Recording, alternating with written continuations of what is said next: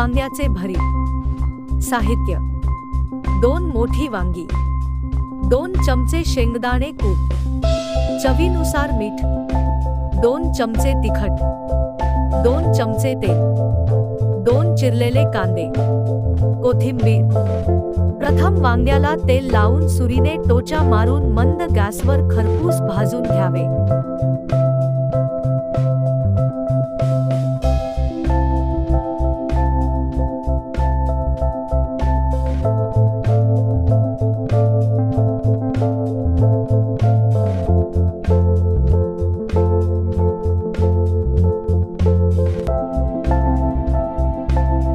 भाजलेले वांगे गार झाल्यावर काळपट साल काढून गर काढून घ्या.